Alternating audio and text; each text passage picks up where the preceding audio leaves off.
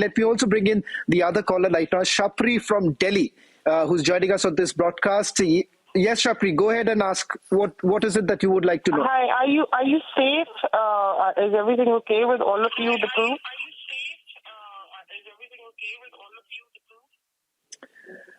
Well, in fact, Shapri, with the blessing of all our viewers back in India and the kind of support that you all have shown us, I think so.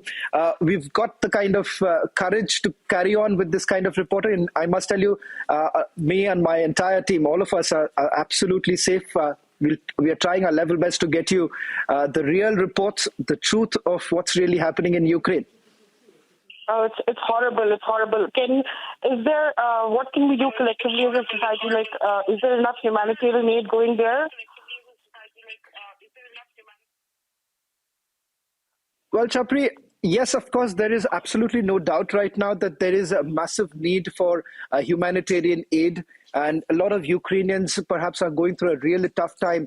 In fact, in terms of their food, in terms of food supplies they're going to fall short of it in some time from now. The government has also made various appeals. While right now, Shapri, I may not have details of how perhaps Indians can contribute to the nation building of Ukraine at this point in time, or for that matter, help the Ukrainians. But what I'll surely do, Shapri, is that we'll make the effort to try and find out what would be the best way for you all to connect with the people of Ukraine, and how is it that you can support them. We, in fact, would also put out those details. We'll try and, once we verify those information, we'll try and put those out on our social media platforms so that you can connect with them and you can provide any sort of relief that you could from your end. Please take care. I appeal to your channel, to our channel, Republic, that let's just talk peace.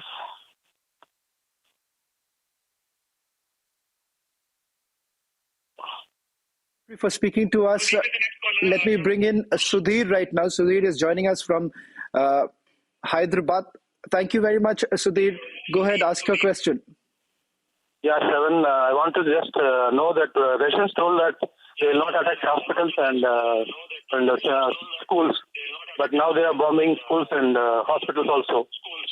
So why they have changed their plans? I just wanted to know that. Well, in fact, Sudhir, let me tell you this. Perhaps we were the only Indian channel to document the truth, the reality of what's really happening in Ukraine.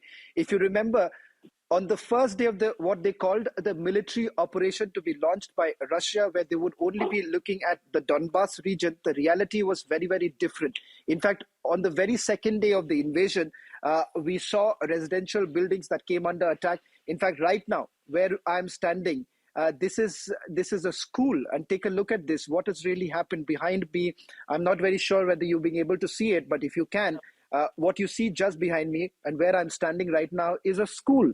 So if the Russians essentially say that they are not targeting any civilians, they are not targeting any schools, they are not targeting any hospitals, then perhaps these images are lying. I don't think so images can really lie, but this is the reality, that right now you are looking at hospitals, you're looking at residential buildings, you're looking at civilian areas that are completely being targeted.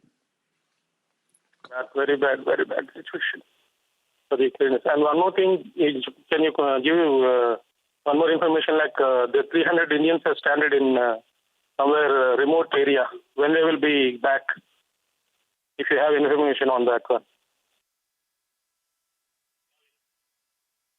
We've already had information from the Ministry of External Affairs who've pointed out that at least in places like Kharkiv, they've been able to evacuate almost every person who have been stranded. We are not very sure about the other places at this point in time, but the Ministry of External Affairs are communicating with everyone on a daily basis. Yeah. Thank you, Sean. Thank you very much.